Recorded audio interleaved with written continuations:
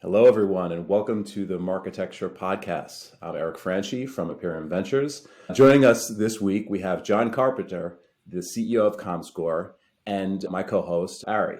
Ari has been called a few things in his career: the ad tech influencer. I know him as the Prince of Programmatic. I've heard him referred to as the Count of CTV. But this week, we've got a new name, Ari Papari. Welcome, Ari. Thank you, Eric. I appreciate the new name, Ari Papari. It hasn't been hard enough to have this many vowels in my name my entire life. So for those of you who don't know what we're talking about, there was an Ad Exchanger article that referred to me that way. And they ironically called me the person who needed no introduction and then misspelled my name. So I'm being razzed by the entire community. We'll get into this more later. We'll get into this in a bit. We have a great show. So Jon's here to talk about the JIC and Comscore and connected TV and all sorts of really interesting stuff around measurement. We have Justify Your Existence with Aderize, which is a white labeled rich media service. It's very interesting. A bunch of former colleagues of mine for DoubleClick.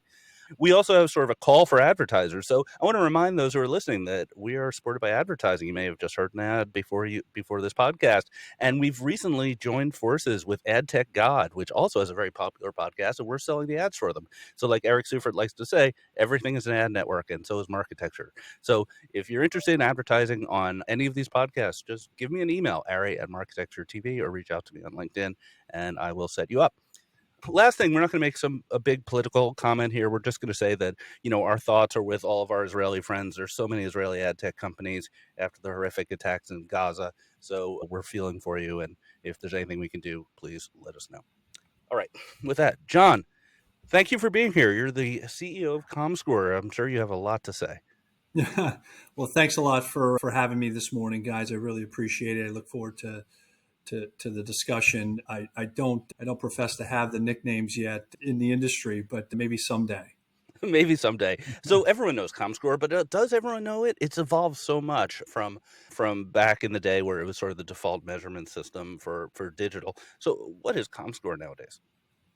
Yeah, sure. It's a question we get a lot here, especially in my tenure over the last 15 months. Look, we're of course an audience measurement company, but we consider ourselves a bit more than that in terms of who we are as a data and technology platform. We see ourselves fundamentally as really one of the few companies, I'd argue, that could and can help solve some of the complex problems that many of our clients in this industry is facing in terms of next gen measurement. And I can say we're the second oldest here in terms of the true kind of measurement OGs. Over the years, we've been a trusted currency across digital and in a lot of ways the traditional media business for, well over 20 years now. And we, under my watch, continue to build on that original digital lineage and the traditional TV lineage that came with the Rentrak acquisition here with a set of data assets that span now both digital and traditional media. Right. So should people think of you as measurement for digital and measurement for sort of TV and its various offshoots, connected TV, et cetera? Is that the easiest way to get your arms around what your current product lines are? That's accurate. And I would echo the combination of those two things uniquely positions us for what the market is asking for in terms of cross-platform audience measurement. Right. So what's your view of the future of measurement? Is it going to be ultimately a single currency, multi-currency, hybrid currencies, or something else? Yeah, that's a great question. I think we view this, at least my view is it'll be multi-currency, right? The digital ecosystem has always operated on multi-currencies. I think that's fundamentally where TV is happening, but I think TV is headed. But I think maybe to take a step back in order to really kind of wrap your arms around where this is all headed from my perspective, I think looking at what's taking place in the industry in terms of the challenges that are spread across this industry, everything from the fact that we as consumers are a heck of a lot more connected than we've ever been before. We almost have unlimited optionality in terms of what we can consume really across mobile, CTV, and traditional video, if you will. That's certainly one massive challenge that the industry is grappling with. I think the other big one that we're right in the middle of, given our digital presence, is the deprecation of third-party cookies and the proliferation of signal loss across the digital ecosystem. That has impacted publishers, especially in the mid and long tail, in some pretty significant ways, especially those that rely on open market programmatic for the bulk of their revenue. That signal loss problem is not insignificant. And the combination of signal loss plus the fragmentation of consumer media behavior are a couple of big problems that we see ourselves as Comscore uniquely solving. Both of them create in and of themselves a tremendous amount of waste, and by any estimate, somewhere tens of billions. So we see this as multi-currency, but I think that the future here has got to be based on, one, big data innovation. You hear a lot about that in the marketplace today, given the fragmentation, the notion that single source panels can continue to solve the complexities in today's environment just doesn't hold up. So you've got to have big data. It's got to be unified and cross screen, right? Advertisers really need one unified view of audiences and outcomes across all devices. And that's got to span from local to national, and local gets underplayed oftentimes in the narrative that's out there in the ecosystem. But, from my perspective, really since the pandemic, our worlds have become more hyper-local than they've ever been before. And the granularity and representativeness of the Comscore data set is one that starts with kind of the local at the foundation, coupled with that digital piece. So it's got to be unified and cross-screen. And then privacy, right? There's privacy is a consumer right. We've done a lot of innovation in this space over the years. The solution got to have privacy wrapped around everything that we do. And then finally, you can't be anything and everything to everybody. You've got to be interoperable in terms of how our clients are using various solutions to solve some of the problems that they're dealing with. So a bit of a long-winded answer there. Well, let me dive in on a couple of things you said. So you said the future is multi-currency, but then you said, well, advertisers want a single view across platforms. Wouldn't advertisers be better off with a single currency? Yeah, it's in terms of scoring the actual media. Perhaps I think if you look at the digital ecosystem, it's thrived in a multi-measurement environment for years. I fundamentally believe that's where we're headed with digital. With traditional TV. You look at the number of players that are in this ecosystem that are doing everything from audience measurement to brand safety to outcome-related measurement. Those all have big roles to play for our clients. For Comscore, we don't have to own all those gas stations. Our data and assets can fuel and be interoperable with those solutions to help clients round out things that help them go beyond just standard reach and frequency. So how does the other thing that struck me about your introduction was your comment about publishers suffering from a lack of cookies, and that definitely makes sense as we move into this world without cookies. But how does Comscore help with that? So great question. I think with that deprecation across the ecosystem, we're really focused on advancing our digital measurement approach, which is really powered by fundamentally a completely new methodology around privacy preserving unified digital measurement. Our original Comscore digital product the methodology was based off of a unified digital measurement. We've updated that to operate on first party signals instead of third party signals, and so it provides a tremendous benefit to the publisher ecosystem in allowing them to surface their audiences in ways that allow them to work around, if you will, the signal loss that we're all dealing with. So publishers are putting your tags on their page, and right. It's giving you signals, and then you're combining that with your panel, which is an installed piece of software on people's machines. That's right. Right. So cross-channel, how do you then take all of that data and tie it to someone's living room behavior in CTV or otherwise? Yeah, look, our methodology fundamentally starts at the household level. We're ingesting, hundreds of millions, in the case of digital, billions of, call them, transactions on a daily basis. And we start at the household level. We now have insight into the individuals in those households. And we build our methodology from the ground floor up. So we start at the household. That scales to all roughly 42,000 zip codes across the US marketplace, that then ladders to all 210 demos and rolls up to a national view of what's going on. And so we're really the only company that can say that we've got the foundation that starts at the household and ladders up in one consistent methodology. And then through a unified ID, we're able to link our digital data with our TV audience viewing data to help provide clients with a view of true incremental reach and frequency. When you say start to the household, is that the legacy of the Rent-Track acquisition, which had pretty large amounts of data from set-top box? Yeah, and it's only grown from there. Our digital assets have expanded. We've got visibility through all of our set-top box relationships. We're integrated with, tens of thousands of publishers across the media ecosystem. And then we've got probably one of the largest, if not the largest, digital panel that we calibrate our big data set against. And then we've got our total home panel, which gives us an install base of roughly 7,500 households where we're able to kind of get a picture of what's going on in the household that we use to calibrate our big data sets against. And the local focus, that's a little bit of a jab at Nielsen, right? Which lost its MRC accreditation for local. And until recently, we still had people like writing down what TV shows they were watching.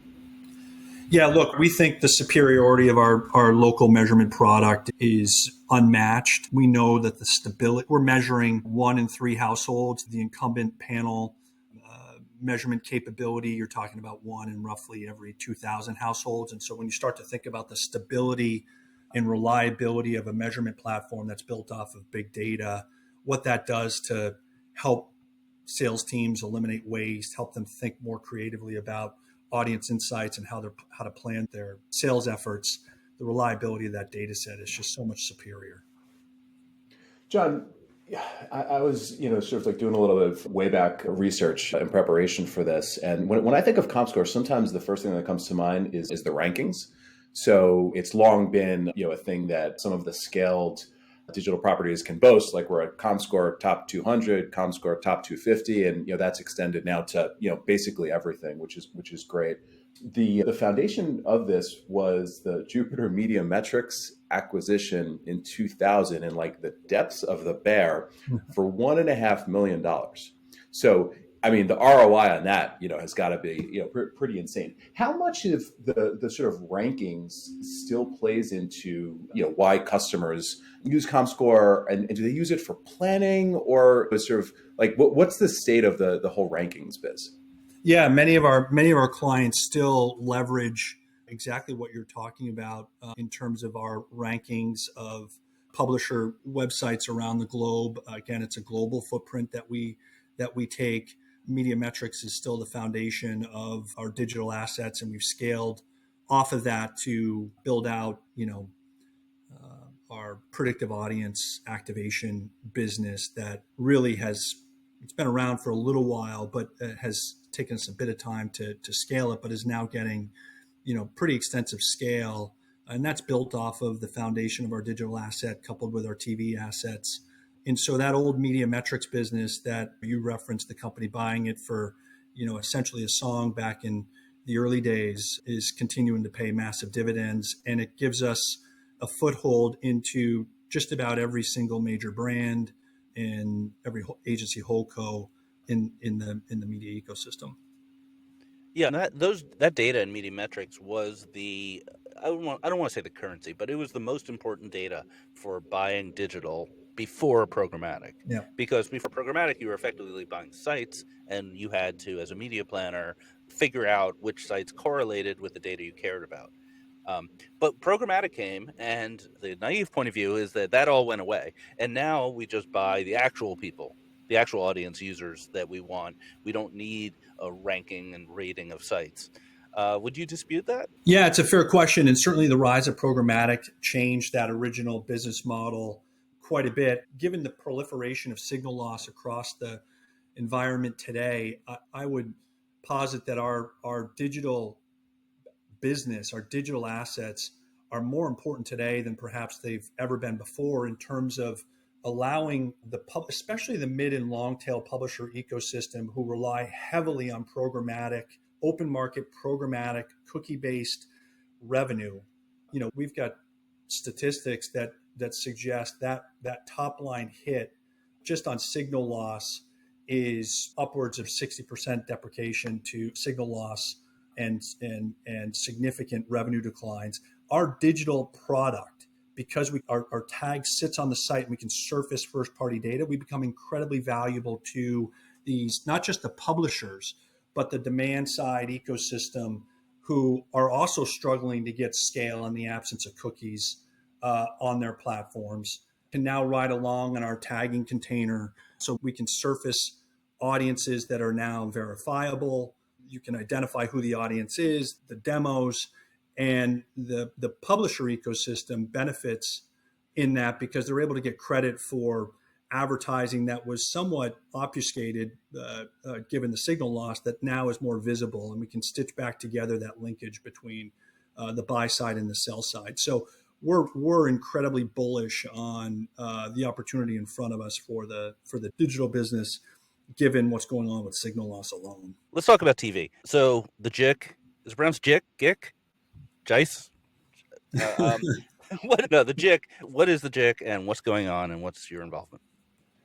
Yeah, very topical. The JIC, from my perspective, and I don't think this is a secret, it is really about trying to bring the buy side and the sell side together here to help advance what I talked about at the top, which is this notion of how do we start to measure accurately all the fragmentation that's going on across the platforms. And so with the shifts in consumption from traditional TV to streaming, I think what the JIC has realized is that in order to facilitate a standard measurement of sorts, they need to come together and bring their first party data as it relates to all the streaming behavior and bring that and make that available, if you will, again, in a privacy forward way to all the measurement partners so that all this stuff can be accurately measured, right? Look, I mean, all of these companies who have stood up D2C business models are losing hundreds of millions of dollars. And so the notion that traditional measurement can help solve that is just not a reality. And so I think this is a massive effort to kind of bring that together and provide measurement companies with an accurate view of what's going on across the streaming platforms so that those companies can start to get credit, appropriate credit, for the audiences that are vastly moving to those. But what's the expected output of the JIC? Usually a JIC outside the US, it picks a vendor and it says for the next 2 years, we're all agreeing we're going to use this vendor for this medium. And that actually makes a lot of efficiency gains because everyone agrees on the currency. Generally, I think the conventional wisdom is that this JIC is not going to do that. It's going to maybe pick many vendors or many methodologies. Could you give us a little bit more of the inside view of what the JIC is doing and what the output's likely to be?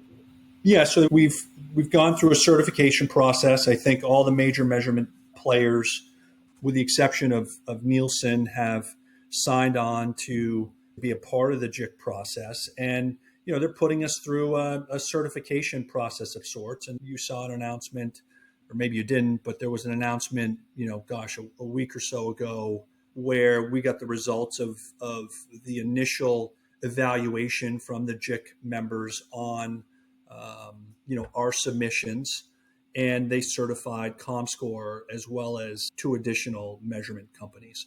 Right, and so they're certifying you. Why is this different from the MRC? Why do we need the JIC if we have the MRC, whose goal is to certify the counting methodology?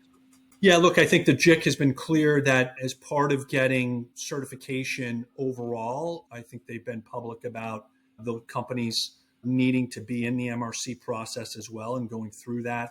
We've been very vocal at Comscore in our support of the MRC and what it does for the industry in terms of providing transparency into the measurement products that are being used to score effectively billions of dollars of advertising. We're the only measurement company that was conditionally certified that is also currently undergoing an MRC accreditation for our audience measurement product.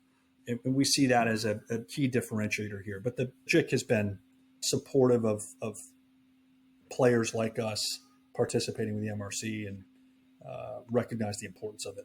Right. So a cynical view would be that everyone wants to replace Nielsen, but the JIC is not able to recommend one company to replace Nielsen. Am I totally off base, or is that a cynical view that has some weight to it? Yeah, look, I'm not in the camp that Nielsen goes away, right? Nielsen will continue to command, a certain percentage of the transactions that take place here. But I think fundamentally the offering as it stands today is limited in what it can do to help solve some of the problems that I talked about at the top that our clients are asking for us to help solve. And that gets back to, look, everybody's talking about big data and big data solutions, and Comscore from day one has kind of been the OG on big data methodology. And I kind of look at it and say, look, are we trying to be like them, or are they trying to be like us? And I like the position that we're in terms of what we've built and the product that we have in market. Yeah, I briefly worked at Nielsen, and it was very unpleasant. Well, we have that in common, Harley. Although I don't know that our time at Nielsen together overlapped. No, it didn't. But I will say the one thing is I had the nicest office I will ever have in my entire career. It had a refrigerator in it. Like I'm never going to have that level of lux again. So one last question on this. So what does the world look like if you have 3 or 4 vendors that are all like JIC and MRC certified to do TV measurement cross screen? Does the CMO pick one and say, hey, we're a Comscore shop or we're a video amp shop and we want to use it for everything? Is that the dynamic, or is it like different use cases for different campaigns and different objectives? Yeah, I think it's more the latter than the former here on that. I think there's players like the ones that you mentioned that serve unique aspects of the digital environment. What I'll say is, if we're talking about solving cross-screen measurement, you've got to have big data at scale, and you've got to have digital, and you've got to have local granularity. If you think about, at the end of the day, where outcomes happen, they happen locally. They happen at the household level. If you're a national advertiser, I don't care who you are, your goal is to get somebody into your storefront locally or online to your property. And that's where I think the Comscore data assets significantly are differentiated from some of the players that just don't have the scale at the granular enough level to help clients truly solve for cross-screen. And so we're feeling pretty good about how we're positioned given the assets that we have under the hood of this thing.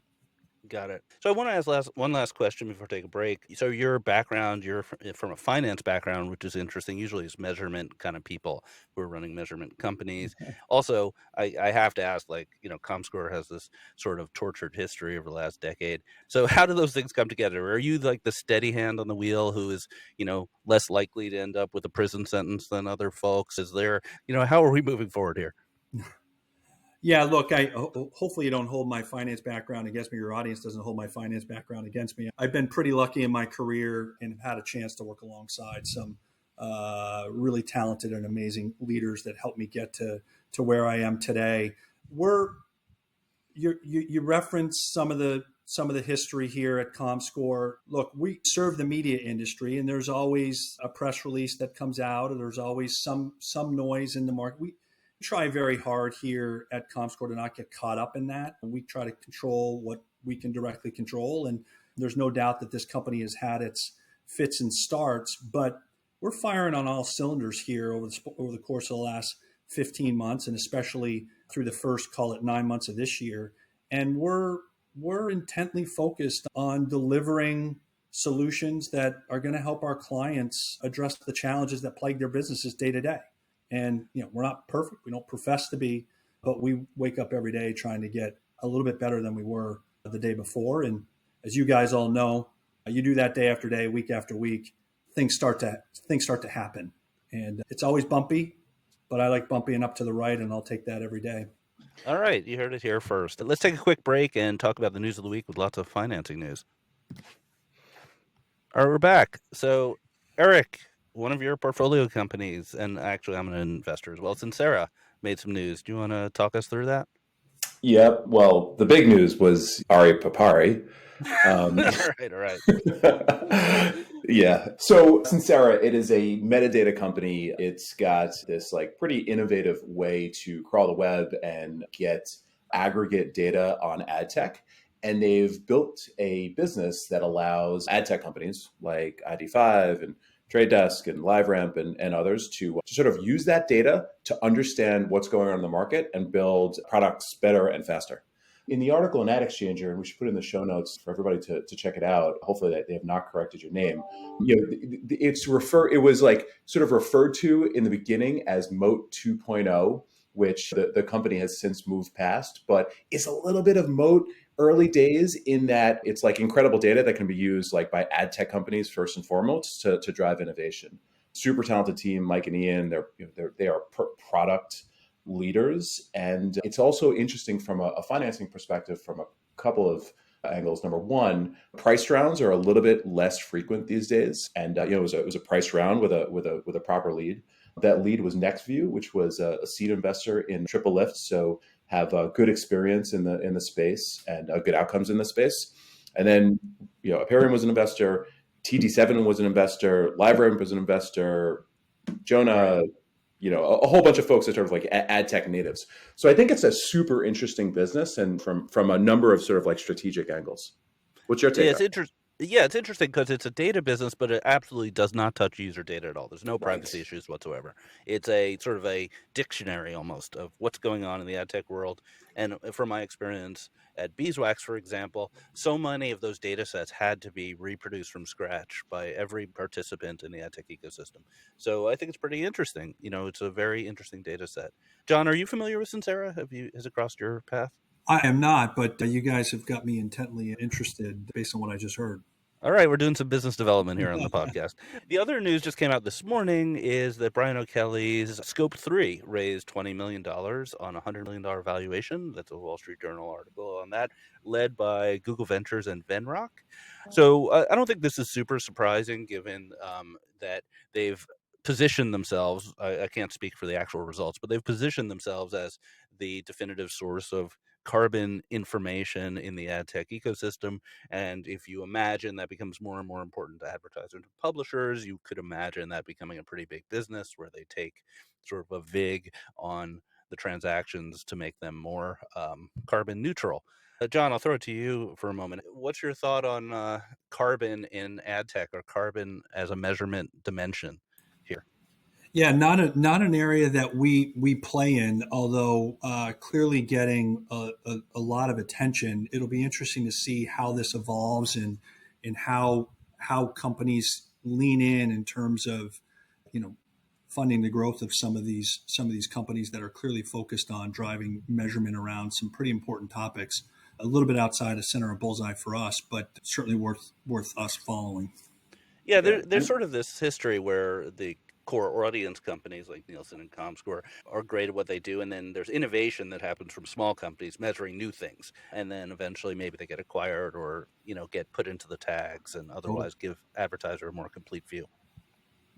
Yeah, I think that's right, and not surprised that it's something that is sort of on the radar, but not really being operationalized yet by Comscore. With what John said, it's an early stage company, even though it was a big raise at a I think high valuation just in terms of sort of like the overall number. No insight into what their revenue is, and if it was sort of kind of a high multiple. This is an investment for 5 to 10 years from now, right? From the GV and Venrock perspective, I think thing one. Thing two is it's kind of interesting that GV was one of the leads in the round because they're not investing for Google, Alphabet per se, but they can bring a lot of resources and a lot of coordination, with the connection to Google, obviously. So I thought that was the pretty interesting thing. And obviously you can't bet against anything that Bach does. Yeah, like a little inside baseball. So Venrock was the largest early stage investor in AppNexus, and Scope3 was spun out of Brian O'Kelly's previous startup. So I think they sort of split the baby on their initial seed round. So the capitalization makes sense that they would need some additional funding. It is encouraging to see that there's that there's still money in the marketplace, chasing smart, creative ideas and companies that for sure are going to help shape a bit of the future here down the road. So encouraged by the dollars here. Again, not clear on the revenue, but the valuation, certainly encouraged to see the funds flow. If you want to hear more on this subject, just about 3 or 4 weeks ago, we interviewed Amy Williams at Good Loop, which is a competitor to Scope3, and she did an excellent job of sort of explaining the whole landscape for both carbon and ESG advertising. And you're right. There's a landscape emerging, and I think a funding like this is going to start to accelerate perhaps some more startups. Yeah, absolutely. So, Eric, you wanted to talk a little bit about open RTB standards in retail media. I think Kevel has been pushing that. Yeah, the article, again, we should put in the show notes from Ad Exchanger. James Hircher, who's been like all over the retail media and commerce space, did a good write-up. Kevel, who's a portfolio company of ours, is spearheading, not leading, an initiative to create open RTB standards for sponsored listings, which is not, counter to any IAB efforts. This is just a consortium of companies and includes the programmatic leaders as well as the sort of key scaled retail media platforms to just cooperate, move faster, and then ultimately have this be an open RTB standard. I mean, for the industry to, I think, achieve the revenue targets that everybody's putting against retail media, one of the key things is going to be standardization around sponsored listings and how to scale things using all of the sort of like disparate data across the open web. So it's kind of wonky, but it's like so important, at least from my perspective. It's really important because product listings, sponsored listings are totally non-standard. The only way to buy them is to log into the walled garden your retailer chooses. And maybe that's okay for brands that are very concentrated on certain retailers. But if you ever want a non-endemic ad, like a Progressive insurance ad, to have an opportunity to buy that space, you're going to need RTB support. So it'll be very interesting to watch that. One topic that caught my eye that I'll just talk about is, and a lot of the content for this podcast, honestly, is just me explaining people's complex tweets. So there was this little back and forth with Alex Cohen, who's involved with the Sandbox at Google. I think it's the product manager for it. That the Topics API, which is the kind of profiling of users in an anonymous way, is not going to be opt out in Europe. So most of the other Sandbox technologies are opt out, meaning your Chrome gets updated and your browser is enrolled in them and you can turn it off. But Topics in Europe is going to be opt in because that's how the regulations are flying, which actually makes it probably pretty useless because I really don't think many users are going to click like, yes, please track me with my browser in Europe. The other, just a clarification, was that the other Sandbox technologies, like the ones for conversion attribution and for sort of ad serving, are going to be opt out in Europe. Just like what does this mean for European targeted advertising? Well, there's a lot of controversy about how useful Topics actually is going to be to publishers. So the way Topics works is basically, as a publisher, you put some tag on your page, and that allows you to read the user's topics from the browser and then target ads to them. And it's sort of a replacement for third-party data in some sense. So publishers, I think, are counting on that for generating some level of revenue or additional uplift in their CPMs. And if it's opt-in in Europe, it's probably basically just not going to be effective in Europe. So it's another kind of difficulty for publishers. Hard to quantify, but doesn't look good. Yeah, I mean, look, if publishers can now only maintain first-party cookies on opt-ins, it's certainly going to limit data collection and their ability to monetize their inventory. I'll take a minute to selfishly plug our predictive audience product, which is a big alternative to the Topics product. The move here is definitely a blow to pubs that had planned on using Topics as a telemetry, if you will, for in the absence of third-party cookies. Yeah, Topics is really a hot topic with publishers. Some publishers, like, you get crazy people out there, and some people are like, this is just a way for Google to steal my data and enrich themselves. And then other folks are kind of counting on some of these technologies. It's really fuzzy. No one knows what's going to happen in 20. Last news, so Paramount added iSpot TV as an additional measurement partner, joining Comscore and VideoAmp. I just thought this was a good topic to bring up with Jon here, so we can kind of get that perspective. Jon, do you think all the major media companies are just going to have multiple approve vendors so that they can have the flexibility? Is ultimately they're going to be the same 3 or 4 as options with every one of these big media companies, or is it going to shake out at some point? Yeah, I think certainly in the short term, what you're seeing here is, on the heels of the conditional JIC certification, of which Paramount is obviously part of the JIC. Paramount and others obviously keenly interested in making sure that they can work across all of us, Comscore and the other two. And so I think that's what you saw in the announcement there with Paramount, just announcing that they can now operate on essentially all the conditionally certified measurement providers. How this shakes out over time remains to be seen. At some point, there's not enough traditional TAM, if you will, for there to be room for a handful of us here. So I wouldn't be surprised if there was continued consolidation. You already saw some consolidation with iSpot and 605 recently. I don't expect that will be the end of it. Yeah, people don't realize how expensive it is to run these services. The data expense, the panels, everything. Yeah, but it's pretty cool to see how aggressive the competitive set is getting. iSpot is now making headlines. Feels like, weekly. VideoAmp had that big $180 million raise. There's definitely shifts happening in the space. So, obviously love to see it from a competitive standpoint. Certainly helps spur innovation and keeps us moving quickly, for sure. All right, well let's call it then. So, Jon, CEO of Comscore, thank you so much for being here. Really appreciate the discussion, guys. Thanks for the opportunity. Thanks, Eric, Jon. Always a pleasure. This is Ari Papari signing off. Please continue listening for Justify Your Existence with Aderize. My good friend Adrian D'Souza will explain why rich media can be white labeled. And thank you, everyone. Welcome to Marketecture's Justify Your Existence, where we ask early-stage ad tech and martech startups to tell us why we should care about what they're building. Today we have my old friend Adrian D'Souza here. So Adrian, what's your company called? Our company's called Aderize. Aderize. And when was it founded? How big is it? And what funding have you taken? It was founded mid last year, in mid 2022. And we haven't taken any funding at all. It's entirely self-funded, and we're growing and profitable. Exciting. How many employees? I don't like to disclose it, but okay. Definitely under 50. Under 50. Okay, that's a qualification to be on this segment, so we'll say you qualify. All right, what do you do? So I'm the CEO of Aderize. Yeah. And what does Aderize do? Great. Aderize is a white label bundle solution of creative services and ad serving. And we provide these services across video and display across multiple medium. Okay, so white labeled creative services. So is this who do you sell to? Is it a publisher product? It is a product that we sell to publishers, agencies, and DSPs.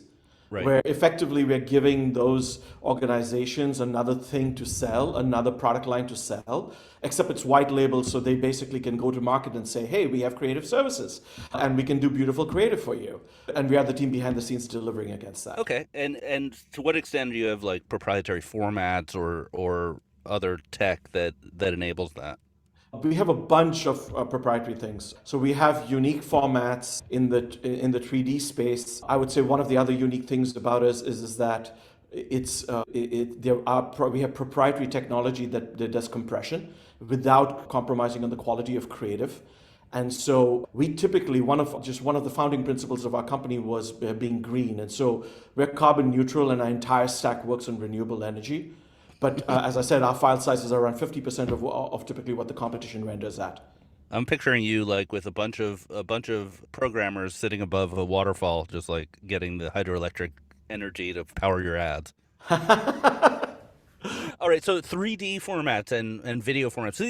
Is it fair to characterize that the main use case for your product would be high-end branded stuff? It's high. Well, here's the interesting thing, right? People associate brand with lack of engagement and lack of responses. Okay. We build beautiful creative.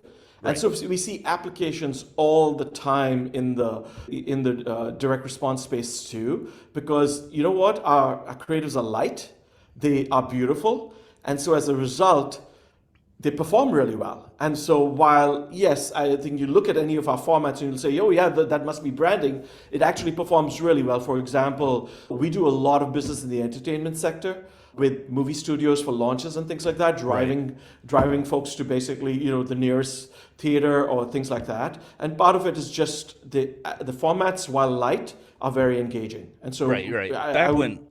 Go ahead. Back when I was in the rich media business, the movie studios were movie studios, automotive, and like gaming were three of the biggest sectors because they really wanted good-looking, video-heavy creatives. Yeah, and that's the one difference, right? You asked, what's my reason for existence? It's precisely because we're trying to be the anti-rich media companies of the past, heavy creative, Right. very light.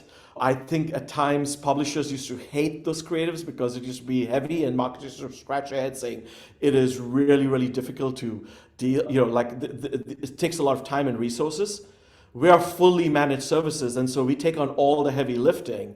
And because our ads perform really well, it has a great, while we're all about the consumer and building great creative, it translates into all kinds of goodness for marketers because it delivers superior performance, and publishers because the ads were great and it enhances the consumer experience. Right. So I just want to make sure we all understand what it is. So let's say I'm a publisher and I want to offer a new product that's like some really cool ad, and I'm small.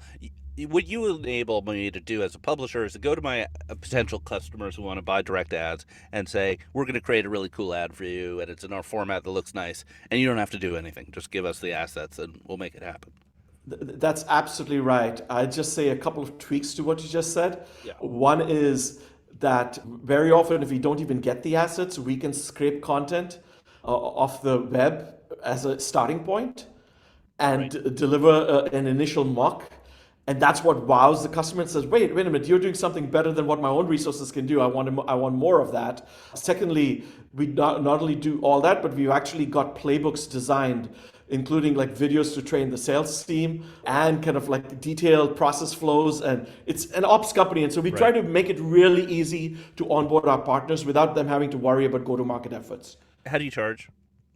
We charge on a CPM basis primarily. We have another model that includes a charge for creative services and ad serving. The ad serving at that point is less, but that's primarily when the volumes are very low. But as long as the volumes justify it, we believe we should partner with any of the sales teams and take on the risk. So when we're delivering mocks and we're delivering stuff, it's only when you win the business that we start getting paid. Right. But that's part of why we built the company. We believe, like, at the end of the day, we are going to get a lot of recurring business, and we do, because of how easy we are to deal with, as well as that we deliver superior performance and beautiful creative. And so that's the reason why people do business with us. We're easy to do business with. Sure. Sounds great. Sounds much better than the rich media business. We're trying to transform it, yes. Last question. If your company was an animal, what animal would it be? That's an interesting one. I would say the cheetah. Cheetah. Okay. Why? Fast. Recently, one of the execs at one of our partners shot a note. I know him personally. He said, "Hey, how are things going? It's been I think it's now around 8 months since I joined Aderize." And he's like, "How are things going?" And I sent him a note. Basically, I wanted to give him a detailed status of everything that's going. But we are extremely nimble, and so we can do great things in a short amount of time because, and you'll appreciate this being a startup founder yourself, no bureaucracy. The executive team decides we want to go do something, we do something. And so we right now have a product with a major auto brand that's running, which is a micro-targeted video product. And here's what we did. We built a massively scalable video rendering farm where we can take video assets and we can take all the offers in a feed, whether APR or cashback, and in a couple of hours we can render thousands of videos. And then we push it to our ad server automatically, and they start serving based on typically the zip or IP address.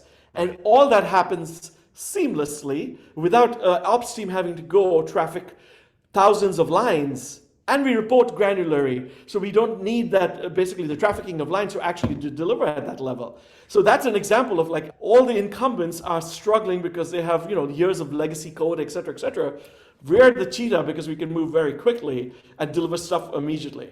You snuck a full case study into the animal question. I'm impressed. Well, Adrian, thank you so much for being here. Your company is called Aderize, and you justified your existence. Thank you.